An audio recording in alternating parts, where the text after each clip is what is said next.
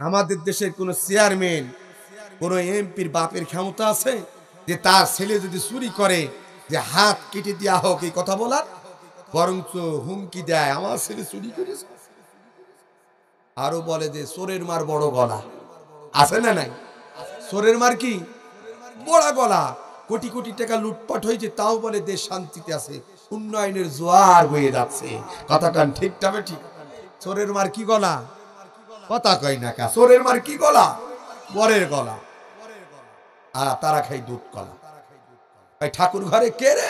ভাই আমি কলা খাই না। ঠাকুর ঘরে কে রে? ভাই আমি কলা খাইনি। এখন সেই চোরদের চোরের মার বড় গলা। মুসলমান কষ্ট হচ্ছে আপনাদের? রাগ করেছেন আমার পরে? বহুত কষ্ট নিয়ে আমি কথাটা বললাম। নবীজির আদর্শ দেখেন। নবীজি বলছেন আমি কোরআন দিয়ে রাষ্ট্র পরিচালনা করি উসামা।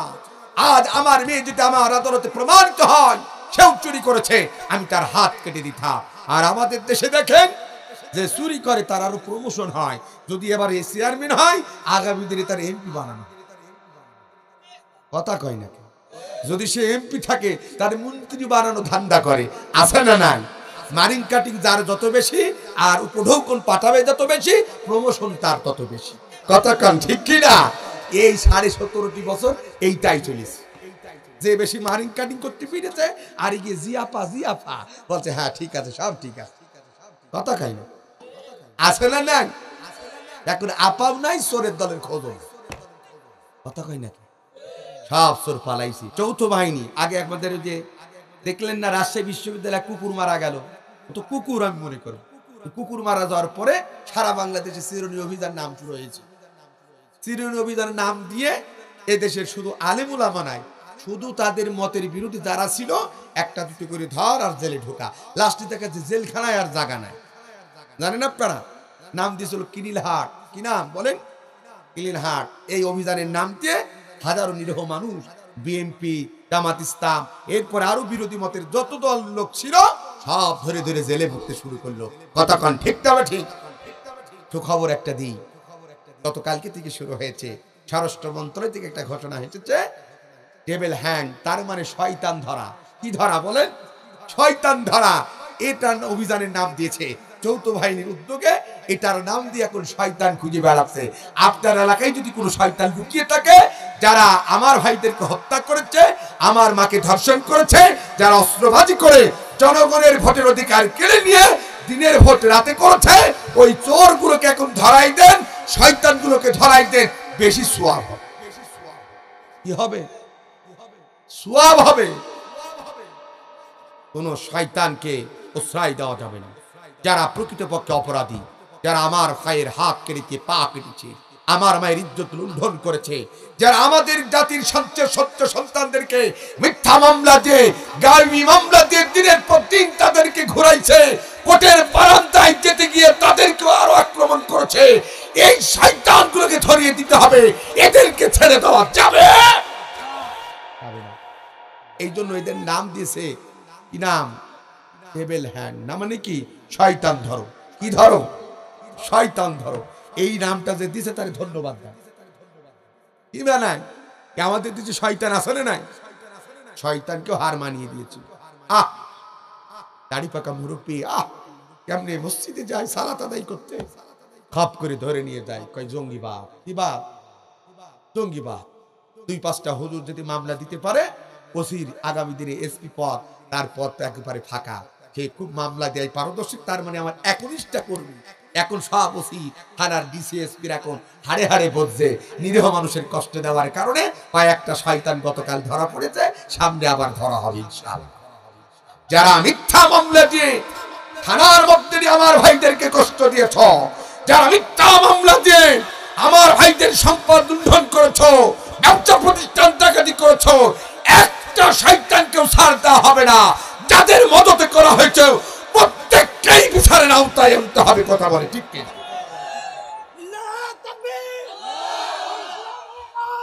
সংসদে চলো আল কোরআনের আলো।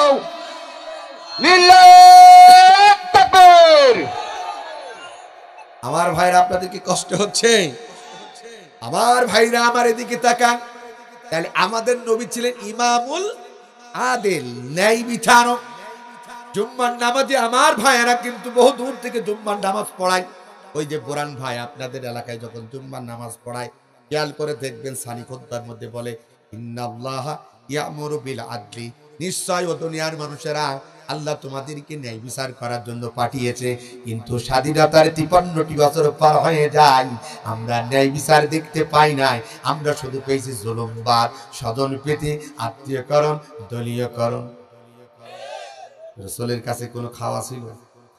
অনেকে বলতে পারে নবীদের কথা বাদ দেন, সাহাবীরা কি ন্যায় বিচার করেছে এমন কোন ইতিহাস আছে? একটু বলেন। আমার দিকে তাকান। আমাদের খলিফা কয়জন? 4 জন। 4 খলিফা। একজন হযরত আবু বকর, একজনের নাম ছিল হযরত ওমর, একজনের নাম ছিল হযরত আলী, আরেকজনের নাম ছিল জিন্নুরাইন, হযরত উসমান জিন্নুরাইন রাদিয়াল্লাহু তাআলা আজমাইন। তাহলে কয়জন পেলাম? এদিকে তাকান। নবীরাও সাহাবীরাও ছিলেন ইমামুল আদিল, ন্যায় বিচারক। হযরত আলী রাদিয়াল্লাহু তাআলা যখন রাষ্ট্রপ্রধান, এদিকে তাকান, হযরত আলী যখন প্রধানমন্ত্রী থাকা অবস্থায় তার বাড়ি থেকে একজন ইহুদি তার একটা যুদ্ধের ঢাল চুরি করে নিয়ে চলে গেছে। এখন আলী চিন্তা করলেন, অমুক ইহুদি যেহেতু আমার বাড়িতে চুরি করে আলী জেনে ফেলেছে, দেখেও ফেলেছে, কিন্তু চিন্তা করলেন এই ইহুদির বাড়ি থেকে যদি এখন আমি জোর করি এই যুদ্ধের ঢাল যদি ছিনিয়ে আনি, লোকদের ভিতরে একটা ভাইরাস ছড়াবে যে হযরত আলী ক্ষমতার ব্যবহার করে আবু বকরের বাড়ির সম্পদ জোর করে লুণ্ঠন করে এনেছে। এই জন্য হযরত আলী রাষ্ট্রপ্রধান হওয়ার পরও ক্ষমতার অপব্যবহার না করে রাষ্ট্রের আইনের প্রতি শ্রদ্ধা দেখিয়ে তিনি সোজা চলে গেলেন প্রধান বিচারপতি জাস্টিসের কাছে। আলী রাদিয়াল্লাহু তাআলার জামানায় যিনি প্রধান জাস্টিস ছিলেন তার নাম ছিল হযরতে কাজী সুরাইহি। ইনি ছিলেন হযরত আলী রাদিয়াল্লাহু তাআলার জামানায় প্রধান বিচারপতি, প্রধান জাস্টিস। হযরতে আলী রাষ্ট্রপ্রধান গিয়ে বললেন, আদালতে গিয়ে ডাকতে বললেন, ও ভাই প্রধান বিচারপতি কাজী সুরাইহি, অমুক ইহুদি আমার বাড়ি থেকে একটা যুদ্ধের ঢাল চুরি করেছে, তুমি আমার এই বিচারটা করে দাও। এদিকে তাকান, হযরত আলী রাদিয়াল্লাহু তাআলা প্রধান বিচারপতিকে এই কথা বলার সাথে সাথে প্রধান বিচারপতি ডাক দিয়ে বলতেন, ভাই আলী, আপনি যতই রাষ্ট্রপ্রধান হন না কেন এই বিচার আমি করতে পারি, কিছু শর্ত আছে। কি আছে? একটু কথা বলেন না কেন? কি আছে? ভাই কি শর্ত? ভাই ওর বিরুদ্ধে আমার আদালতে একটা মামলা করতে হবে, আর ওই মামলা তখনই করতে পারবেন যদি আপনার হাতে সাক্ষী থাকে, সত্য কোনো প্রমাণ থাকে। শর্ত কয়টা? করে বলে, যদি সাক্ষী থাকে, সত্য কোনো প্রমাণ থাকে, এই যুদ্ধের ঢাল আপনার, তাহলে আমার আদালতে ওর বিচার করার আগে কি করতে হবে? কথা কয় না, মামলা করতে হবে। বলেন, আমাদের দেশের কোনো বিচারক বা কোনো ওসির কাছে মামলা করতে গেলে এরকম কোনো কথা জিজ্ঞেস করে? গাড়ি পোড়াই টাঙ্গাইলে মামলা হয় মধুপুরে, কথা কয় ঠিকই, আবার মামলার নাম দিয়েছে গাইবি মামলা। কি মামলা? কথা কয় না, কি মামলা? আল্লাহর কোরআনে হাত থেকে বললাম, আমাকে দাওয়াত দেওয়ার দরকার নেই, আলিম ওলামাদেরকে বসায় রেখে বললাম, কোরআন হাদিসের ভাষায় কোনো জায়গায় গাইবি মামলা বলে কোনো মামলা নাই। যারা এই গাইবি মামলার আবিষ্কারক, এই মামলা আবিষ্কার করে ভালো মানুষগুলোকে কষ্ট দিয়েছে, ওরা নবীর দুশমন, ওরা কোরআনের দুশমন। ওদের দুনিয়ার আদালতে যদি বিচার নাও হয়, আল্লাহর আদালতের কাঠগড়ায় তাদের দাঁড়াতে হবে। তার কারণে এই গাইবি মামলা দিয়ে হাজারো পরিবার ধ্বংস করেছে, হাজারো সুখের সংসার নষ্ট হয়েছে। কথা বলেন ঠিক কিনা? কথা বলেন, আছে না নাই? অথচ হযরত আলী তিনি ছিলেন রাষ্ট্রপ্রধান, হযরত আলী রাদিয়াল্লাহু তাআলা, আমার দিকে তাকান, তিনি ছিলেন রাষ্ট্রপ্রধান। প্রধান বিচারপতি কাজী সুরাইহির কাছে বিচার নিয়ে গেছে। তিনি বলছেন, ভাই আলী, আপনি যতই রাষ্ট্রপ্রধান হন না কেন আমি বিচার করতে পারি, কিন্তু সত্য আছে, আমার আদালতে যদি সত্য প্রমাণাদি কোনো কিছু থাকে তার বিরুদ্ধে মামলা করতে হবে। হযরত আলী বললেন আছে। মামলা দিলেন, নির্দিষ্ট একটা তারিখ দিলেন, বাদী বিবাদে হাজির। ওই ইহুদিও হাজির, হযরতে আলীও হাজির। ডান দিকে আলী, বাম দিকে ইহুদি, মাঝখানে প্রধান বিচারপতি। এবার দেখবেন বাদী আর বিবাদীর সামনে দেখবেন একটা নেম প্লেট লেখা থাকে, যাহা বলিব সত্য বলিব, সত্য বই মিথ্যা বলিব না। আমরা এমন সোনার দেশে বাস করি, এইটা পড়ানোর পর পরে দেখায় আমাদের দেশের মামলা শুরু হয় মিথ্যা দিয়ে। কথা কন ঠিক না? কথা বলে। হযরতে আলী রাদিয়াল্লাহু তাআলা ডান দিকে, আর বাম দিকে প্রধান বিচারপতি, এই বাম দিকে সেই ইহুদি, আর মাঝখানে প্রধান বিচারপতি কাজী সুরাইহি। ডাক দিয়ে বলে, ভাই আলী, এই যুদ্ধের ঢালটা যে আপনার কি কোনো সাক্ষী আছে? হযরতে আলী রাদিয়াল্লাহু দাঁড়িয়ে যায়, হাতটা উঁচু করে ডাক দিয়ে বলে, ভাই প্রধান বিচারপতি, হ্যাঁ এই যুদ্ধের ঢালটা যে আমার, এটার প্রমাণ নেওয়ার জন্য সাক্ষী আছে। বলে কে সেই সাক্ষী? ভাই আমার ছেলে হযরতে হাসান, সে জানে এই যুদ্ধের ঢালটা আমার। প্রধান বিচারপতি ডাক দিয়ে বললেন, ভাই আর আলী, এই যুদ্ধের ঢালটা যে আপনার, সাক্ষী হিসাবে নিজের ছেলেকে আমি মানতে পারি না। আল্লাহু আকবার বলবেন। এ বাদে কি আর কোন সাক্ষী আছে? হযরত আলী হাত উঁচু করে ডাকতে বলেন, হ্যাঁ আছে। বলে কে সেই সাক্ষী? বললেন, দ্বিতীয় সাক্ষী হচ্ছে আমার একটা আজাদ গোলাম। আমার কি আজাদ একজন গোলাম, সে জানে এই যুদ্ধের ঢালটা আমার। প্রধান বিচারপতি ডাক দিয়ে বললেন, ভাই আলী, আপনি যতই রাষ্ট্রপ্রধান হন না কেন, আপনার নিজের আজাদ গোলাম এটাকেও আমি সাক্ষী হিসেবে মানতে পারি না। আর কেউ কি আছে? হযরত আলী বললেন, নাই। তখন ইসলামের দৃষ্টিতে প্রধান বিচারপতি কাজী ইসরাহি ডাক দিয়ে বললেন, শরীয়তের ভাষায় ইসলামের দৃষ্টিতে তিনজন সাক্ষী সমর্থন উপস্থিত না করতে পারলে সেই রায় তার দিকে হতে পারে না। তিনি ডাক দিয়ে বললেন, ভাই আলী, আপনি যতই রাষ্ট্রপ্রধান হন না কেন, শরীয়তের দৃষ্টিতে তিনজন সাক্ষী সঠিকভাবে উপস্থিত না করতে পারার কারণে এই যুদ্ধের ঢালটা আমার আদালতে প্রমাণিত হলো, এটা আপনার নাই। আমি ওই ইহুদির দিকে এই মুহূর্তে রায়টা নিয়ে দিয়ে দিতে চাই। সুবহানাল্লাহ। হযরতে আলী আলহামদুলিল্লাহ বলে মেনে নিলেন। আমাদের দেশের কোন প্রধান বিচারপতি আর যদি কোন প্রধানমন্ত্রী যদি মামলা দেয়, আর প্রধান বিচারপতি যদি প্রধানমন্ত্রীর পক্ষে রায় না দিয়ে ওইটি পক্ষের রায় দেয়, তার চাকরি থাকবে তো? হ্যাঁ হ্যাঁ থাকবে, তাই না? থাকবে। ভাই আইনা ঘরে দিতে হবে, আর নাই ফাঁসির কাস্টে, আর নাই তারে পাগল বানাই বিদেশে পাঠাবে। কতক্ষণ ঠিক যাবে? ঠিক। আপনাদের জেনে রাখা দরকার, এদেশের হাজারো আলেম ওলামাদেরকে মিথ্যা মামলা দিয়ে আমার ভাইরা আমার যখন ফাঁসির কাস্টে ঝোলানো হয়েছিল, একজন প্রধান বিচারপতির নাম ছিল এস.কে. সিনহা। কি নাম শুনেছেন? এই দাদা বাবু, হিন্দু দাদা বাবু, ইনি যখন প্রধান বিচারপতি, সড়ক সংশোধনীর একটা রায় শুধু আওয়ামী লীগের বিরুদ্ধে দিতে চেয়েছিল, রাতারাতি তাকে পাগল বানাইয়া বউ স্ত্রী ফেলে শাহজালাল এয়ারপোর্ট থেকে সোজা সিঙ্গাপুর পাঠিয়ে দিয়েছিল। আপনারা জানেন ইতিহাস? এগুলো কি জানেন? রাতারাতি তাকে পাগল বানানো হয়েছিল, তার ক্ষমতা কুক্ষিত করা হয়েছিল। বাংলাদেশের মুসলমান, অথচ হযরত আলী রাষ্ট্রপ্রধান, তারই নিয়োগপ্রাপ্ত প্রধান বিচারপতি ডাকতে বলতে, ভাই আলী, আপনি যতই রাষ্ট্রপ্রধান হন না কেন, শরীয়তের দৃষ্টিতে তিনজন সাক্ষী সঠিকভাবে উপস্থিত না করতে পারার কারণে এই যুদ্ধের ঢালটা আমার আদালতে প্রমাণিত হয়েছে, এটা আপনার নাই, এটা ওই ইহুদি। আমি ইহুদির দিকেই রায়টা দিতে চাই। সুবহানাল্লাহ। হযরতে আলী আলহামদুলিল্লাহ বলে বিচার ব্যবস্থা মেনে নিয়ে আদালত থেকে হাসি মুখে বের হয়ে গেল।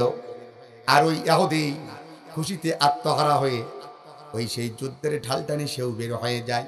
আলী যেদিকে যায় পেছনে পেছনে সেও যায়। মাঝপথে গিয়ে ডাক দিয়ে বলে, ভাই আলী একটু দাঁড়াও। হযরতে আলী থমকে দাঁড়িয়ে যায়, পেছনের দিকে তাকিয়ে দেখে সেই ইহুদি যে তার যুদ্ধের ঢাল চুরি করেছিল, পেছনে তাকিয়ে দেখে ঢাল সহ দাঁড়ানো। ডাক দিয়ে বলে, ও ভাই, এই যুদ্ধের ঢালটা আমি তোমাকে, প্রধান বিচারপতি তোমাকে দিয়ে দিয়েছে, আমার তো এই যুদ্ধের ঢালের প্রতি আর কোনো আবদার নাই, এরপরও কেন ডাকো? ডাক দিয়ে বলে, ভাই আলী, এই যুদ্ধের ঢালটা প্রমাণিত হয়েছে ঠিক আছে, কিন্তু এই যুদ্ধের ঢাল আমারও নাই। প্রকৃতপক্ষে এই যুদ্ধের ঢালের মালিক হচ্ছে আপনি। আলী বলে, বলো কি? আলী বলে, বলো কি? বলতে, হ্যাঁ। বলতে, তার মানে? বলছে, ভাই, আমি একজন ইহুদি, আমি সারা জীবন শুনে এসেছি মুসলমানদের বিচার ব্যবস্থার মধ্যে কোনো স্বজনপ্রীতি থাকে না, দলীয়করণ থাকে না, আত্মীয়করণ থাকে না। তাই আমি একজন ইহুদি হয়ে মুসলমানদের বিচার ব্যবস্থা জাস্টিফাই করার জন্য আমি আপনার বাড়ি থেকে ইচ্ছা করে যুদ্ধের ঢালটা চুরি করেছি। আমি একজন ইহুদি, একটু প্রমাণ করার জন্য, আসলে সত্য না মিথ্যা। ও ভাই আলী, আমি আজকে ইহুদি, অন্য ধর্মের মানুষ হয়ে মুসলমানদের বিচার ব্যবস্থা জাস্টিফাই করতে এসে আজ আমি ফেসে গেছি। ভাই গো, তোমাদের বিচার ব্যবস্থা যে এত সুন্দর এটা আমি আগে জানতাম না। যেই বিচার ব্যবস্থার মধ্যে একজন রাষ্ট্রপ্রধান হওয়ার পরেও তার নিয়োগপ্রাপ্ত প্রধান বিচারপতি তার পক্ষে রায় না দিয়ে আমার মতো ইহুদির পক্ষে রায় দিয়েছে, সেই ধর্ম কোনোদিন খারাপ হতে পারে না। ও ভাই, এই যুদ্ধের ঢালটা এই মুহূর্তে ফেরত নিয়ে তাড়াতাড়ি ওই কালেমাটা আমাকে পড়াই দাও, যে এই ধর্মের মধ্যে কোনো স্বজনপ্রীতি নাই, আত্মীয়করণ নাই, দলীয়করণ নাই বিচারের মধ্যে, সেই ধর্মটা এখনই পড়ে আমি মুসলমান হতে চাই। ও টাঙ্গাইল জেলার ভাইরা, ইতিহাস পড়ে দেখবা আগের জামানায় মুসলমানদের বিচার ব্যবস্থা থেকে অনেক ইহুদি খ্রিস্টান ইসলামের সুশীতল পতাকা তুলে এসেছে। আর বর্তমান 90% মুসলমানের দেশে আমার দেশের বিচারকদের বিচার ব্যবস্থা থেকে কুত্তাও ভয় পায়, না জানি কখন 32 বছরের জেল ডেকে দেয়। কথা কই না কা ঠিক না বেটাই? আমার দেশের বিচার ব্যবস্থা তাদের দেখে কুত্তাও ভয় পায়, না জানি যাবজ্জীবন কারাদণ্ড দেয় কিনা। কতক্ষণ ঠিক না বেটাই? অথচ জুম্মার নামাজে ইমাম সাহেব প্রতিদিন আমাদেরকে হুঁশিয়ার করে বলে, ইন্নাল্লাহা ইয়ামুরু বিল আদলি, নিশ্চয় দুনিয়ার মানুষেরা আমি তোমাদেরকে ন্যায় বিচার করার জন্য পাঠিয়েছে। আজ থেকে 1500 বছর পূর্বে আল্লাহ কোরআনের মধ্যে স্পষ্ট ভাষায় সূরা নাহারের 90 নম্বর আয়াতের মধ্যে বলে দিয়েছে, যেটা জুম্মার নামাজ ইমাম সাহেব আমাদেরকে সতর্ক করে দেয়, কিন্তু আমরা শুধু মাথা নিচু করে শুনি, আমল করি। কথা বলে আমলের দরকার আছে না নাই? এই ন্যায় বিচার যদি প্রতিষ্ঠা করতে চান তাহলে কোরআনের শাসন দরকার। কোরআনের শাসন ছাড়া ন্যায় বিচার কখনো সম্ভব, জোরে বলেন না কেন সম্ভব? তাহলে সেই কোরআনের শাসন কারা কারা চান? দুই হাত তুলে আল্লাহকে দেখা। নারে তাকবীর, নারে তাকবীর, নারে তাকবীর। আল কোরআনের আলো সংসদে চালো, ইসলামের শত্রুরা, আল কোরআনের শত্রুরা, বিশ্ব নেতার শত্রুরা, হুঁশিয়ার সাবধান। নারে তাকবীর। আমার ভাইয়ের আপনাদের কি কষ্ট হচ্ছে? তাহলে এই আয়াতের মধ্যে কয়টা বিষয় কথা হয়েছে? 6টা, 3টা আদেশ, 3টা নিষেধ। তাহলে 1 নম্বর ন্যায় বিচার, রাজি আছেন তো ইনশাআল্লাহ? 2 নম্বর ওয়াল ইহসান, আমাদেরকে ইহসান করতে হবে। পৃথিবীতে যত প্রাণীকুল আল্লাহ সৃষ্টি করেছে সব জিনিসের উপরে ইহসান করতে হবে, কে বলেছেন? আর 3 নম্বর ওয়া ইতাইদিল কুরবা, আল্লাহ বলছে আত্মীয়তার হক, প্রতিবেশীর হক আদায় করবা। কথাটা কার? জুম্মার নামাজে শোনার পরেও এদেশে একজন গরিব মানুষ পাশের বাড়ি থরথর করে কাঁপে, একটা কম্বল জোটে না তার কিনে দেওয়া, এক জোড়া স্যান্ডেল জোটে না কিনে দেওয়া, তার বাচ্চাদের শীতের পোশাক কিনে দেওয়া আমাদের জোটে না। কিন্তু জুম্মার নামাজ পড়তে যায়, ইমাম সাহেব যখন বলে ওয়া ইতাইদিল কুরবা, শুধু মাথা নিচু করে থাকে। এই আয়াতের কোনো আমল আমাদের দেশে নেই। কথা বলেন না কেন? ইমাম সাহেব বলিষ্ঠ ভাষায় বলছে ওয়া ইতাইদিল কুরবা, 3টা আদেশের মধ্যে 3 নম্বর আদেশটা হচ্ছে আল্লাহ তোমাদেরকে প্রতিবেশীর হক, আত্মীয়তার হক আদায় করতে বলেছে। কিন্তু আমরা এমন একটা দেশে বাস করি, এই আয়াত শোনার পরেই দেখা যায় ভাসতে চাচা মারা গেছে, ভাই ছেলেরা এনা ভাই মারা গেছে, চাচা দেখা যায় ভাতিজাদের সম্পদ ফাঁকি দেওয়ার ধান্দা করছে। কথা কয় না? আছে না নাই? বোন মারা গেছে, মামারা ভাগ্যদের সম্পদ ফাঁকি দেওয়ার ধান্দা করছে। আছে না নাই? টাঙ্গাইলে নাই কেন আছে?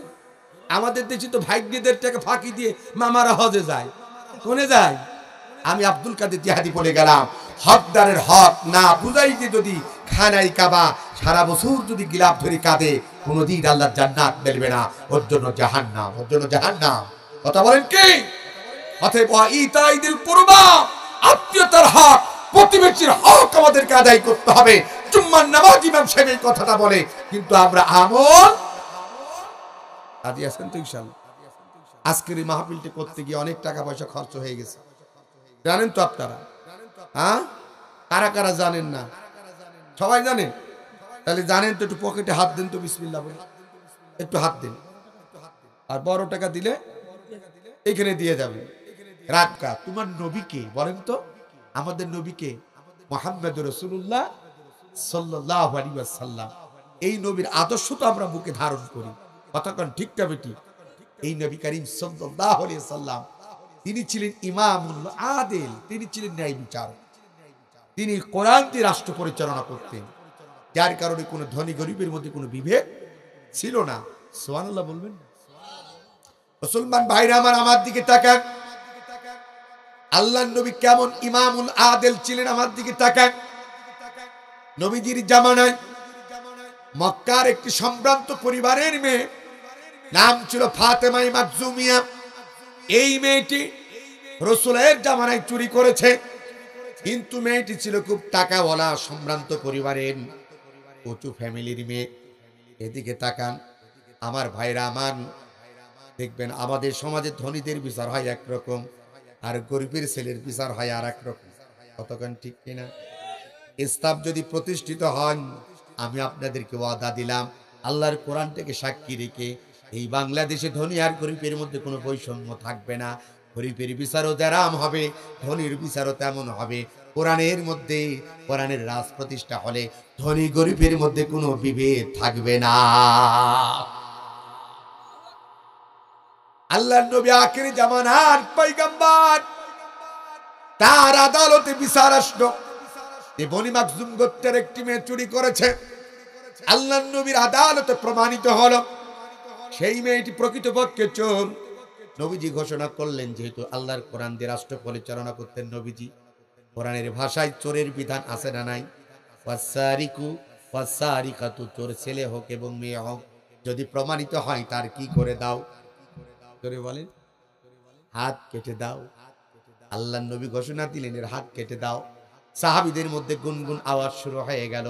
কিছু সংখ্যক সাহাবী চিন্তা করলেন, সবেমাত্র মক্কা বিজয় হলো, এই মুহূর্তে যদি এই আদেশ যদি কার্যকারিতা করে অনেকেই ভয়তো হবে, ইসলাম ছেড়ে দিতে পারে। এই জন্য কিছু সংখ্যক সাহাবী চিন্তা করলেন, আল্লাহর নবীর কাছে কেমনি করে এই বার্তাটা পৌঁছানো যায় যে এই বনি মাখজুম গোত্রের মেয়েটি খুব ধনী পরিবারের মেয়ে, এর হাত কাটা বাদ রেখে যদি কোনো হালকা শাস্তি যদি কার্যকর করা করত তাহলে আমাদের জন্য কল্যাণ হতো, আমাদের জন্য ভালো হতো।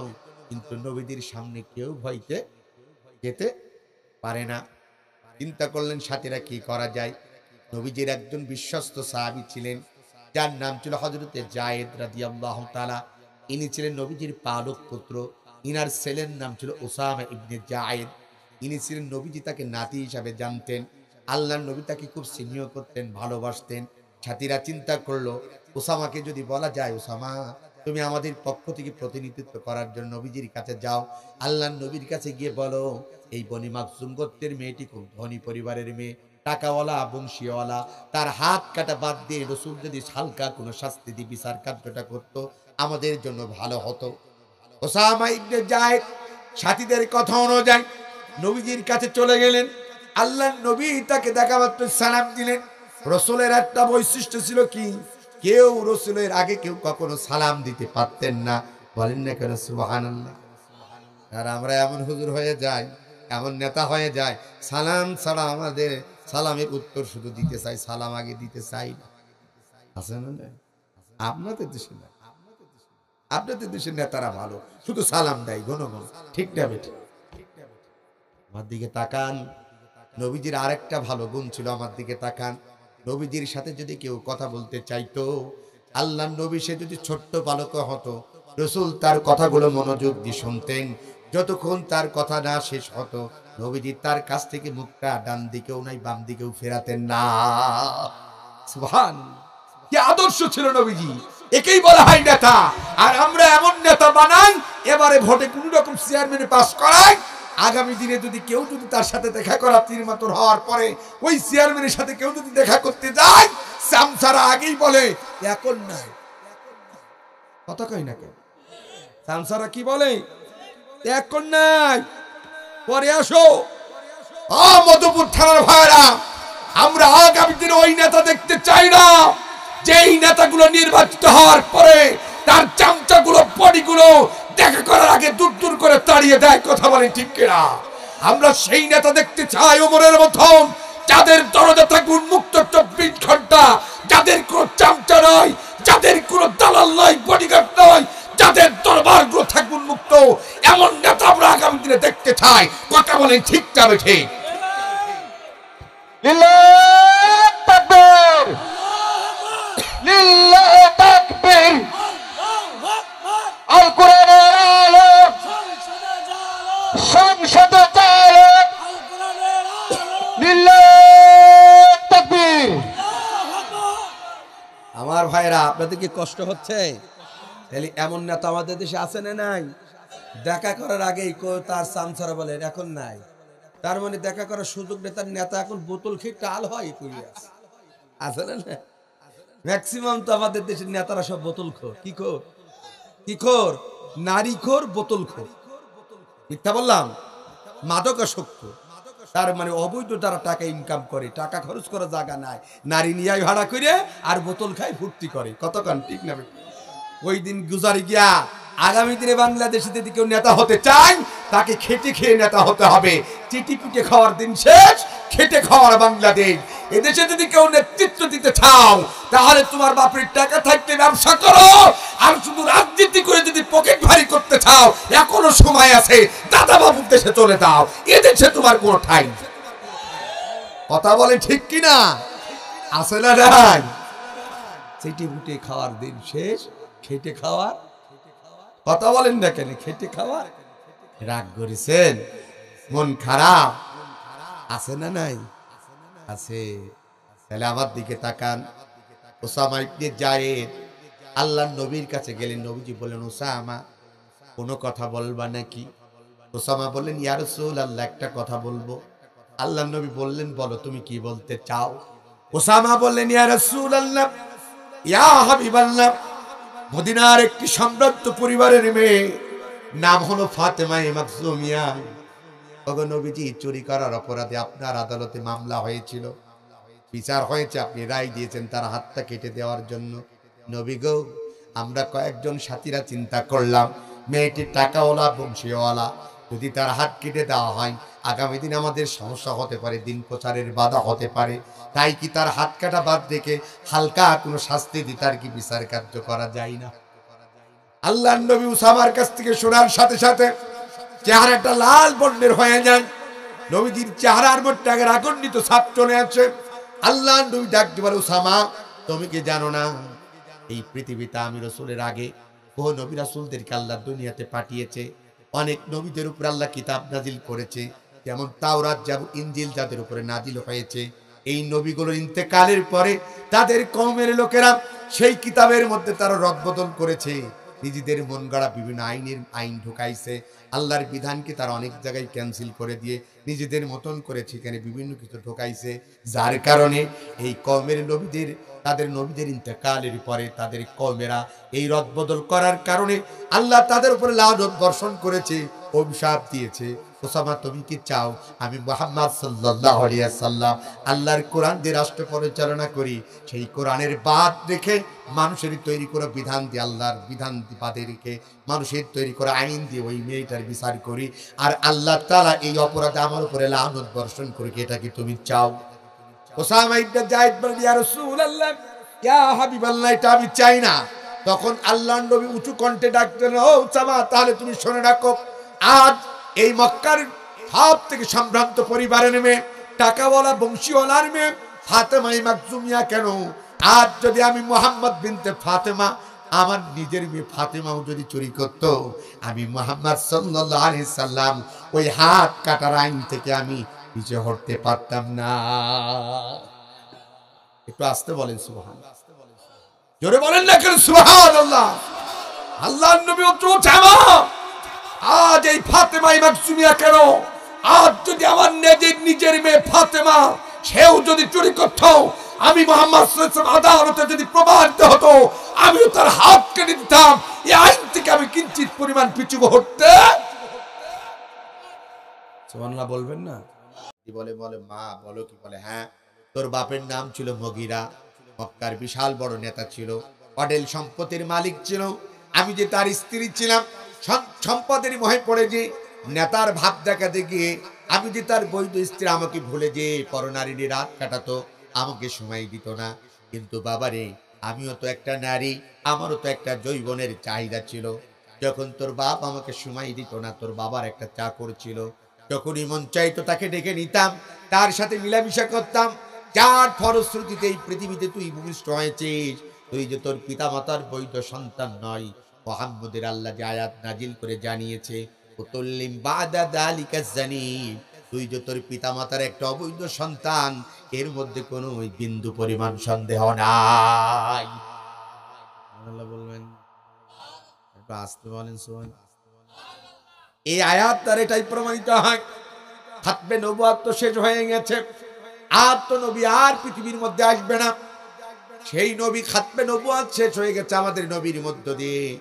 যেই নবী কোরআন থেকে কথা বলার সময় লোকের ডিস্টার্ব করতো, বাধা দিত, আল্লাহ তার চরিত্র কিয়ামত পর্যন্ত উন্মোচন করে দিলেন। সে একটা জারজ সন্তান। আমি বাংলাদেশে বলতে চাই, স্বাধীনতার 53টি বছর পার হয়ে যায়, যারা স্বাধীন সার্বভৌমত্ব বাংলাদেশে এই আল্লাহর কোরআন শুনতে জাতিকে ভয় দেখায়, লোকদেরকে নিষেধ করে, যারা ষড়যন্ত্র তৈরি করে 144 আইন জারি করে আল্লাহর কোরআনের মাহফিল গুলো বন্ধ করে দেয়। আল্লাহর কসম করে বললাম, এই আয়াত দ্বারা যদি বিশ্লেষণ করা যায়, তারাও তাদের পিতামাতার বৈধ সন্তান নয়, তারাও হলো ওয়ালিদ ইবনে মুগিরার মতন জারদ সন্তান। কথা বলে ঠিক না বেটি? কথা বলেন ঠিক কিনা?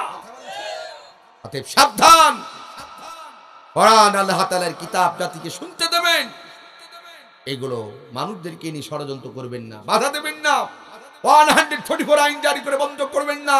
যদি করেন, আপনার চরিত্র আমাদের বলার দরকার নেই, আল্লাহর এই কোরআনতেই বিচার হয়ে যাবে আপনার চরিত্র কত নাম্বার। কথা বলে ঠিক যাবে? কষ্ট হচ্ছে আপনাদের? আমার কথা কি রাগ করেছেন? আমি আগেই বলেছি, বাদকা হচ্ছে আচ্ছাহি করবেই লাগে। কথা বলো সত্য, তাই তিতা লাগু। আমারে দাওয়াত দেন আর না দেন, সত্য কথা বলবো। এই সত্য কথা বলে দু একজন উঠে যাবে, আর তার চেহারা দেখলেই বোঝা যাবে সেটা কোন কাতারের লোক। ঠিক না বেঠি? যেটা উঠবে মনে করবে সেটা ওই কাতারের লোক। দেখেন, 1 ঘন্টা থাকতে রাজি আছেন তো? 12টায় শেষ করে দেব ইনশাল্লাহ, আপনাদের টেনশন কারণ নাই, আপনাদের আমি কষ্ট দেব না। আর আধা ঘন্টা রাজি আছেন তো? থাক ইনশাল্লাহ, আল্লাহ কবুল করুক, বলেন আমিন। তাহলে কোরআন আল্লাহ তাআলার কিতাব, এটা শুনবেন, ছড়ার পরিবেশ তৈরি করে দিবেন। আর এই কোরআনই পারে মানুষদেরকে একমাত্র মুক্তি দিতে, অন্য কিছুতে মুক্তি নাই। তার প্রমাণ, উনি একজন আলেম, জিজ্ঞাসা করবেন পৃথিবীতে শান্তি পেতে হলে কার বিধান মানা দরকার? আল্লাহ কোরআনে আয়াত নাজিল করেছেন, সূরাতুল বাকারা। দলিল নিয়ে যান, এদিকে তাকান, সূরাতুল বাকারা 38 নম্বর আয়াত। আল্লাহ বলছে, ফামান তাবিয়া হুদায়া ফালা খাউফুন আলাইহিম ওয়ালা হুম ইয়াহজানুন। বান্দা, পৃথিবীতে শান্তি পেতে চাও, সুখী হতে চাও, সুন্দর সমাজ, সুন্দর রাষ্ট্র, এই জাতিকে উপহার দিতে চাও, তাহলে আমার কোরআনের বিধানটাকে মেনে নাও। সুবহানাল্লাহ বলবেন? কথা কার? আমার। কথা কার? দলিল হলো সূরাতুল বাকারার 38 নম্বর আয়াত। তাহলে শান্তি পেতে হলে কার বিধান মানবো? আল্লাহ। একটা গল্প মনে পড়ে গেল, বলবো নাকি? এক ব্যক্তির ঘরে লেগেছে আগুন। কি লেগেছে? আগুন লেগেছে। বাড়িওয়ালা চিৎকার করে বলছে, গ্রামবাসী বাঁচাও, বাঁচাও, আমার সবকিছু পুরো শেষ হয়ে গেল। বাড়িওয়ালার আর্তনাদ আর চিৎকার শুনে পাশে ছিল একজন ডিজেলের দোকানদার। কিসের দোকানদার? ডিজেলের দোকানদার। চিন্তা করে, আহারে, একটু আমারই প্রতিবেশী ভাই, আমার দোকানে ডিজেল দিই তো মাঝে মাঝে স্যালো মেশিন চালাইয়া জমিনে সেচ দেয়। আহারে, আমার দোকানে 5 ড্রাম ডিজেল থাকতে আমার প্রতিবেশী ভাইয়ের ঘর পুড়ে যাবে, এটা হতে পারে না। অন্তত পক্ষে 1 ড্রাম দিয়ে হলেও আমার ভাইয়ের ঘরের আগুনটা আমি একটু নিভাইয়ে দেব। আগুন জ্বলছে, ঢেলে দিলেন 1 ড্রাম ডিজেল। বলেন তো মধুপুর থানার ভাইয়েরা, আগুন লিভবে না বাড়ে? যারা বলছেন না আপনাদের আগুন লিভতেও পারে, ঠিক কিনা বলেন? আগুন লিভবে না বাড়বে? বাড়িওয়ালার মাথায় হাত, সর্বনাশ, আমার যা ছিল আরো তো সব শেষ হয়ে গেল। ও গ্রামবাসী, বাঁচাও, বাঁচাও, বাঁচাও, তোমাদের কাছে যা আছে তাই দিয়ে জলদি করে আমার বাড়ির আগুনটা একটু লিভাইয়ে দাও। বাড়িওয়ালার আর্তনাদ আর চিৎকার শুনে পাশে ছিল আর একজন পেট্রোলের দোকানদার। কিসের দোকানদার? চিন্তা করলো, আহারে, এ তো আমারই প্রতিবেশী ভাই, আমার দোকানের পেট্রোল দিয়েই তো মাঝে মাঝে হুন্ডা চালাই। আমার দোকানে 20 গ্রাম পেট্রোল থাকতে আমার প্রতিবেশী ভাইয়ের ঘর পুড়ে যাবে, এটা হতে পারে? অন্তত পক্ষে 2 গ্রাম দিয়ে হলো আমার ভাইয়ের ঘরের আগুনটা আমি একটু লিভাইয়ে দিন। আগুন জ্বলছে, ঢেলে দিলেন 2 ড্রাম পেট্রোল। বলেন তো ভাইয়েরা, আগুন লিভবে না বাড়বে? জোরে বলেন। আচ্ছা বলেন তো, ওই বাড়ির আগুন লিভানোর জন্য প্রয়োজন ছিল কি? মাশাআল্লাহ, একটু জোরে বলেন কি?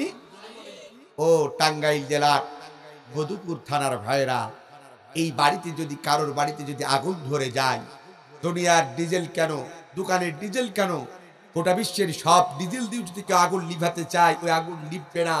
কারোর বাড়িতে যদি আগুন ধরে যায়, ওই আগুন দুনিয়ার পেট্রোল দিয়ে, দোকানের পেট্রোল কেন, গোটা বিশ্বের সব পেট্রোল দিয়েও যদি কেউ আগুন লিভাতে চায়, ওই আগুন লিভবে না।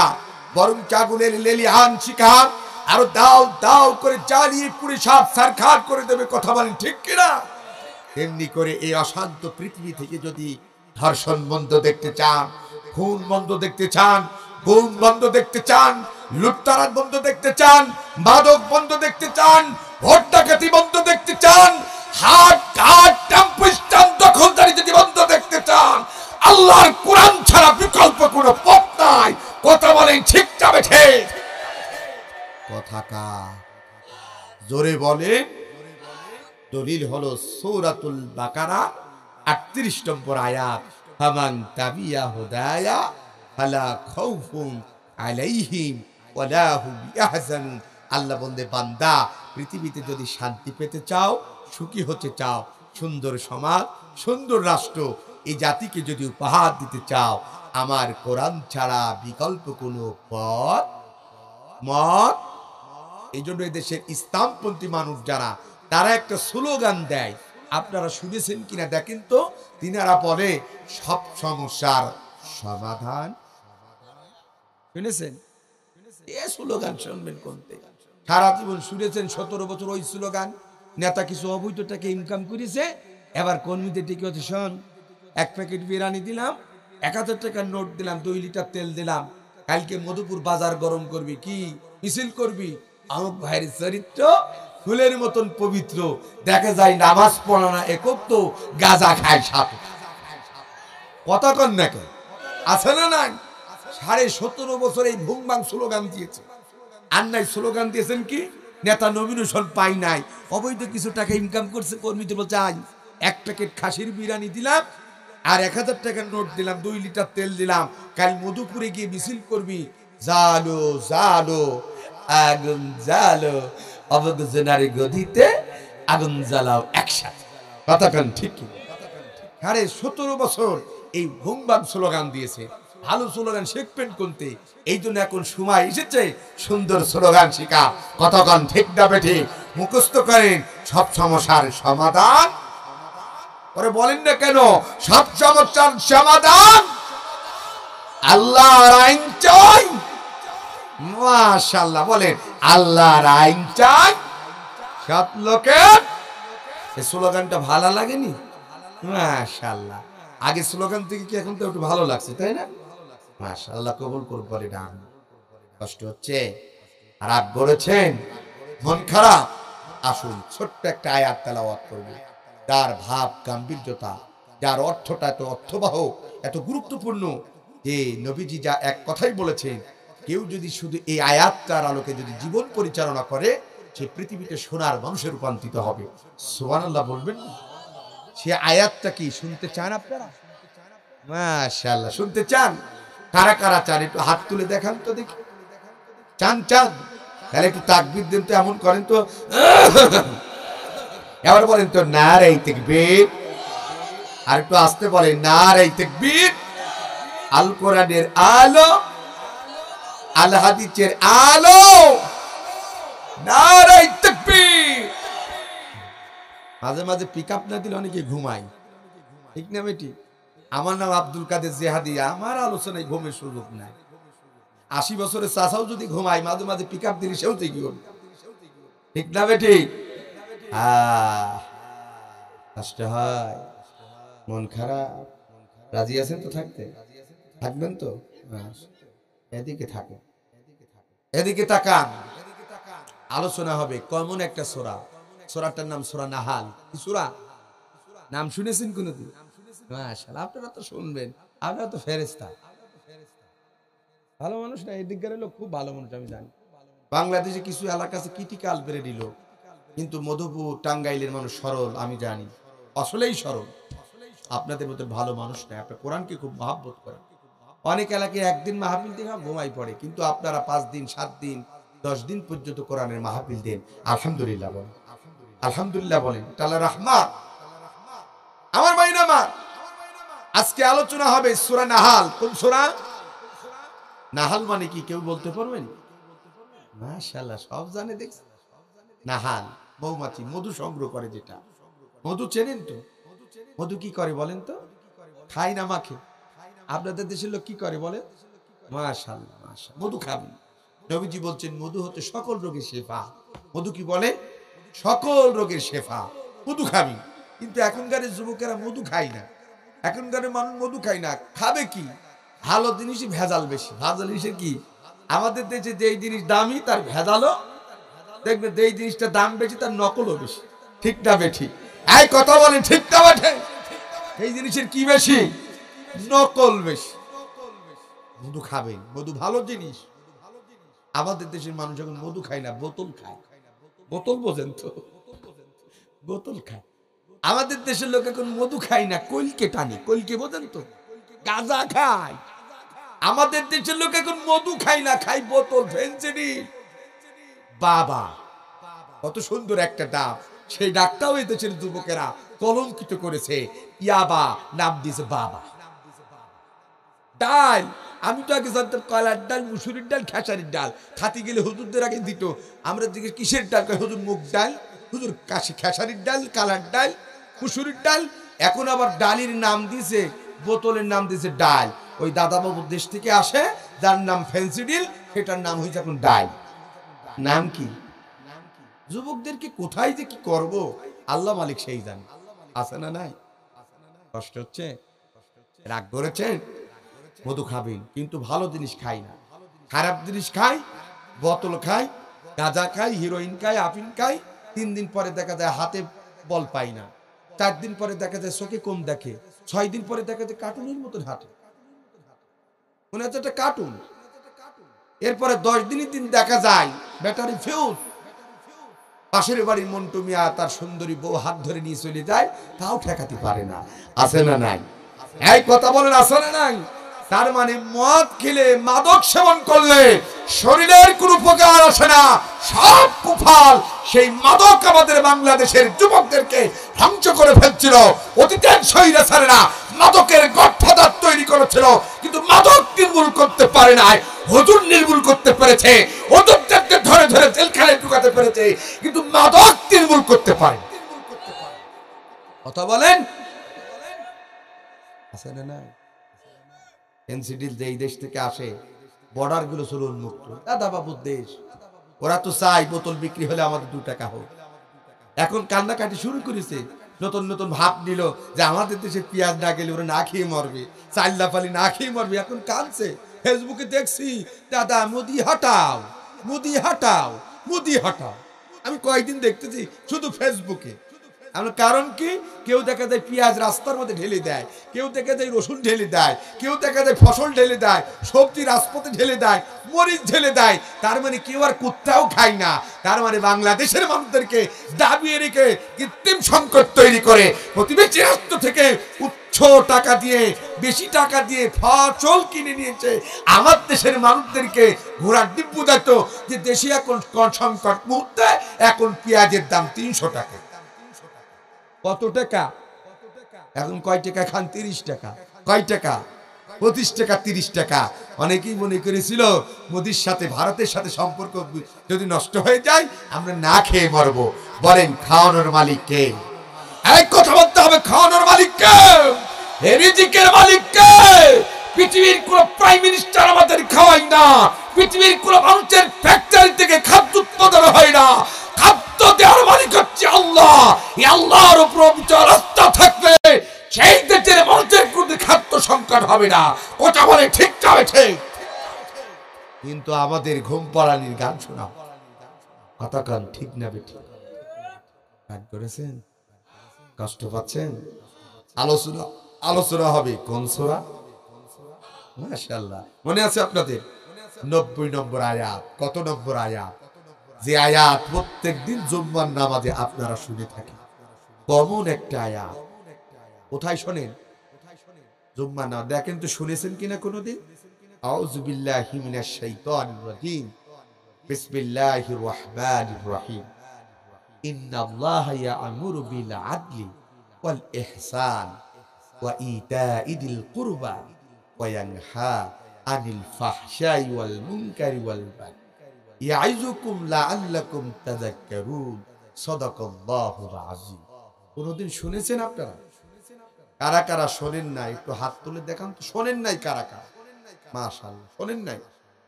শুনেছেন কারা কারা? হাত তোলেন তো দেখি। কোথায় শুনেছেন? মাশাআল্লাহ। কোথায়, কবে শুনেছেন? জুম্মার দিন। শোনেন, ভেরি ভেরি ইম্পর্টেন্ট একটা আয়াত, এদিকে তাকান। এই আয়াতের মধ্যে আল্লাহ পাক রব্বুল আলামিন 6টা বিষয় কথা বলেছেন। কয়টা? এদিকে তাকান, কয়টা? 6টা। 3টা আদেশ আর 3টা নিষেধ করেছেন। আয়াতটা ছোট, কিন্তু এর ভিতরে গুরুত্বপূর্ণ কথা আছে। আদেশ কয়টা? 3টা। নিষেধ কয়টা? 3টা। তাহলে 3 এ 3 কত হয়? একটু জোরে বলেন। 3 এ 3 6 হয়। আলোচনা হবে সূরা নাহল 90 নম্বর আয়াত, যার মধ্যে আল্লাহ 6টা বিষয় কথা বলেছে, 3টা আদেশ, 3টা নিষেধ। তাহলে 3 এ 3 কত হয়? 6। কিন্তু আমাদের দেশের মানুষেরা এই আয়াত যখন শোনে এতটুকু বোঝে, যেই বলে ইয়াইজুকুম লাআল্লাকুম তাযাক্কারুন, করিম চাচা রহিম চাচা অর্থ বুঝুক আর না বুঝুক, তখন কি করে?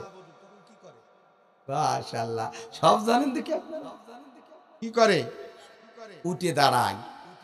অথচ আয়াতটা কত ইম্পর্টেন্ট, কত গুরুত্বপূর্ণ, যার কারণে ওমর ইবনুল আব্দুল আজিজ তার জামানাত থেকে খুতবার মধ্যে, সানি খুতবার মধ্যে তিনি বাধ্যতামূলক করে দিয়েছেন, যেন অন্তত জাতিকে একটা সপ্তাহে প্রতি শুক্রবারে ইমাম সাহেব যেন বলিষ্ঠ ভাষায় আয়াত তাদেরকে শোনায়, যেন জাতি তা থেকে শিক্ষা গ্রহণ করে। কিন্তু আমরা আয়াত নিয়ে কোনোদিন গবেষণা করি না। ওই গবেষণা করি এতটুকু, ইয়াইজুকুম লাআল্লাকুম তাযাক্কারুন, তার মানে আয়াত, এই খুতবা এখন শেষ হবে, নামাজ শুরু হবে।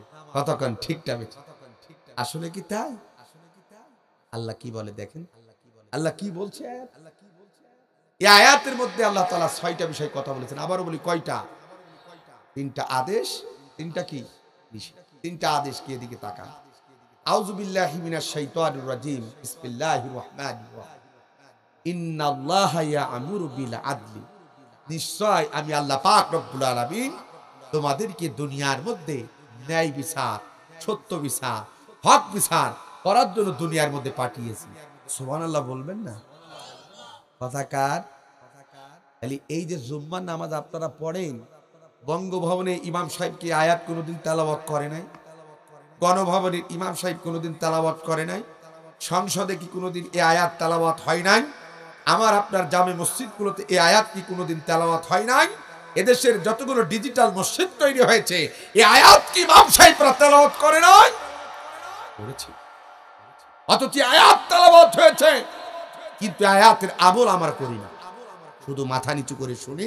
আর ওই যে ইয়াইজুকুম লাআল্লাকুম তাযাক্কারুন, মানে এখন উঠে দাঁড়াও, খুতবা শেষ, নামাজ শুরু।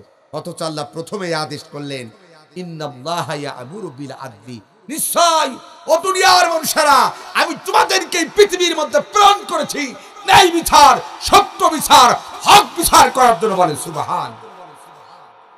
কি আমাদের দেশে ন্যায় বিচার আছে?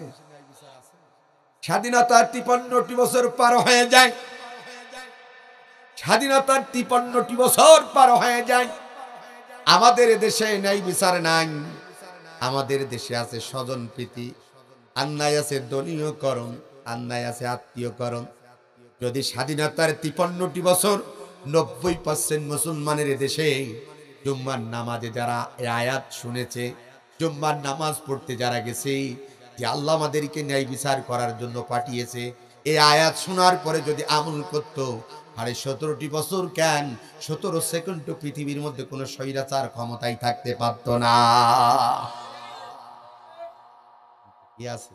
স্বজন প্রীতি, অন্যায় দলীয়করণ, অন্যায় আত্মীয়করণ। চুরি করলেই ধরা পড়লে টেলিফোন করে এমপি সাহেব বলে, ওটা আমার দলের অমুক ছেলে, ওরে ছেড়ে দাও। পয়সার গরু সহ ধরা পড়েছে, কয় গরু শুদ্ধ ছেড়িয়ে দাও। কি শুদ্ধ ছেড়ে দাও? গরু শুদ্ধ ছেড়িয়ে দাও। পয়সার অস্ত্র সহ ধরা পড়েছে, কয় এটা এমপি সাহেবের ভাতিজা, অস্ত্র শুদ্ধ ছেড়িয়ে দাও। পয়সার নারী সহ ধরা পড়েছে, কয় নারী শুদ্ধ ছেড়ে দাও, ওটা আমার দলের অমুক ছেলে। আছে না নাই? তাই ওটা চেয়ারম্যান সাহেবের ভাস্তা, করে ছেড়ে দাও। পয়সার নারী শুদ্ধ, কয় নারী শুদ্ধ ছেড়ে দাও। এই স্বাধীনতার 53টি বছর আমার বাংলা ওয়াজ একটু কান খাড়া করে শোনেন, আর মেধাটা একটু খাটান। এই 53.5টি বছর চোরের বিচার হয় নাই, ধর্ষণের বিচার হয় নাই, অস্ত্র কারবারির বিচার হয় নাই, হয়েছে স্বজন প্রীতি, আর নাই দলীয়করণ, আর নাই আত্মীয়করণ। যদি 53টি বছরের মধ্যে 90% মুসলমানের দেশে হক বিচার যদি আমাদের দেশের বিচারকেরা করত, আল্লাহর জাতির কসম করে বললাম এই দেশের মধ্যে কোনোদিন মানুষ এত কষ্টে থাকতো না, এত জুলুম হতো না। কথা বলে ঠিক কিনা? অথচ সত্য বিচার করার কথা জুম্মার নামাজে প্রতি জুম্মায় এই যে আমার সোহেল ভাইরা আপনাদের মসজিদে এসে সানি খুতবার মধ্যে কি সুন্দর করে বলে, ইন্নাল্লাহা ইয়া'মুরু বিল আদলি, নিশ্চয় আমি আল্লাহ তোমাদেরকে ন্যায় বিচার করার জন্য পাঠিয়েছি। যখন ওরা খুতবা তেলাওয়াত করে আমরা মাথা নিচু করি। কথাগান ঠিক না বেটি? এই আয়াতের অর্থ নিয়ে কোনোদিন গবেষণা করি নাই, করেছেন আপনারা? যদি গবেষণা করতেন, আল্লাহর কসম করে বললাম আমাদের দেশের মানুষ কোনোদিন এতদিন কষ্টে থাকতো না। আমাদের দেশের সম্পদ চুরি করে কেউ দাদা বাবুর দেশে পালিয়ে যেতে পারতো না। আমাদের দেশের সম্পদ চুরি করে কেউ সেকেন্ড হোম বিদেশে বানাতে পারতো না। কথা বলেন ঠিক না বেঠি? সত্য না মিথ্যা? আমার কথাগুলো বাড়িতে গিয়ে রাত্রে গিয়ে শুনবেন আর ভাববেন। অথচ বঙ্গভবনে ইমাম সাহেব খুতবার মধ্যে আয়াত তেলাওয়াত করেছে, গণভবনে আয়াত তেলাওয়াত হয়েছে, বিভিন্ন জামে মসজিদগুলোতে আয়াত তেলাওয়াত হয়েছে। এদেশের রাজনীতিবিদ বিচারকেরা, এদেশের বিচারপতিরা সবাই যারা কম বেশি জুম্মার নামাজে গেছে এই আয়াতটা তেলাওয়াত হয়েছে শুনেছে, কিন্তু শোনার পরে আমল হয় নাই, শুধু মাথা নিচু করে তারা শুনেছে। কথা বলেন ঠিক না বেঠি? ন্যায় বিচারের মর্যাদা আছে না নাই? সম্মান আছে না নাই? কথা বলেন আছে না নাই? আমার দিকে তাকান, যেদিন কিয়ামত সংঘটিত হবে ন্যায় বিচারের সম্মান কেমন করে আল্লাহ নবী দিবেন আমার দিকে, আল্লাহ রাব্বুল আলামিন দিবেন আমার দিকে তাকান। যেদিন সূর্যটা মাথার এক বিগত মাথার উপরে উঠবে, মানুষের মাথার মগজগুলো যখন টকবক করে ফুটবে, মাটিগুলো যখন পুড়ে তামা হয়ে যাবে, মানুষগুলো যখন দিক বিদিক হয়ে ছোটাছুটি করবে, একটু শান্তির জন্য, ছায়ার জন্য, কোথাও ছায়া থাকবে না। নবীজির ভাষায় কিয়ামতের দিন একমাত্র ছায়া থাকবে আল্লাহর আরশে আজিম। এই আল্লাহর আরশে আজিম ব্যতীত পৃথিবীর মধ্যে কোনো ছায়া থাকবে না। নবীজি বলছেন সেদিন ওই আল্লাহর আরশে আজিমের নিচে 7 শ্রেণীর ব্যক্তিদেরকে আল্লাহ তাআলা স্পেশাল ভাবে ছায়া দেবে। জোরে বলেন কয় শ্রেণীর? 7 শ্রেণীদেরকে ছায়া দেবে। তাদের মধ্যে সর্বপ্রথম আল্লাহর নবী বলছেন যাদেরকে আল্লাহ তাআলা সর্বপ্রথম ওই আল্লাহর আরশে আজিমের নিচে ছায়া দান করবে, তারা হবে ইমামুল আদেল, ন্যায় বিচারক, যারা দুনিয়ার মধ্যে সত্য বিচার করেছে, হক বিচার করেছে, কোন মানুষের চক্ষু রাঙানো দেখে বিচার হেরফের করে নাই, হকের উপর অবিচল বিচার দিয়েছে। তাদেরকে আল্লাহ তাআলা কিয়ামতের দিন ওই আরশে আজিমের নিচে সর্বপ্রথম ছায়া দান করবে। শুধু তাই নাই মুসলমান ভাইরা আমার, এই যে চেয়ার দেখতেছেন, কিয়ামতের দিন আল্লাহর একটা আরশে আজিমের আল্লাহর যে চেয়ারটা, সিংহাসনটা থাকবে, তার ডান পাশে আল্লাহ তাআলা একটা নূরের মেম্বার তৈরি করবে। তার কালার হবে লাল। কি হবে? লাল কালারের মেম্বার। সেই মেম্বারের মধ্যে যারা তারা ইমামুল আদেল, দুনিয়ার মধ্যে ন্যায় বিচারক থাকবে। আল্লাহ তাআলা তাদেরকে স্পেশাল ভাবে আল্লাহর আরশে আজিমের পাশেই ডান দিকে বসার সুযোগ দেবে। সুবহানাল্লাহ।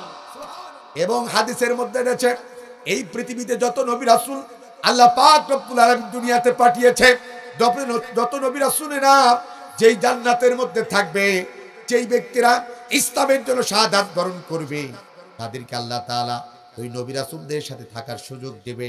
সাহাবা আজমাইনকে আল্লাহ তাআলা যাদেরকে প্রেরণ করেছে, যারা আল্লাহ নবীদের সাথে যেই জান্নাতে থাকবে, যারা হবে ইমামুল আদেল, আল্লাহ তাআলা তাদেরকেও সেই নবী রাসূল সাহাবা আজমাইনদের সাথে জান্নাতে থাকার সুযোগ তৈরি করে দেবে। সুবহানাল্লাহ! কি সম্মান, কি ইজ্জত আল্লাহ তাআলা এই বিচারকদেরকে দিয়েছে। কিন্তু আমার দেশের স্বাধীনতা 53টি বছর পার হয়ে যায়, এই ন্যায় বিচার প্রতিষ্ঠা হয় না। সব হয়েছে স্বজনপ্রীতি, নাই দলীয়করণ, নাই আত্মীয়করণ। কতক্ষণ ঠিক না বেঠিক? কষ্ট হচ্ছে আপনাদের? রাগ করেছেন? তাহলে 1 নাম্বার আল্লাহ আদেশ করলেন কি হতে হবে বলেন? কথা বোঝা যায়? কি হতে হবে?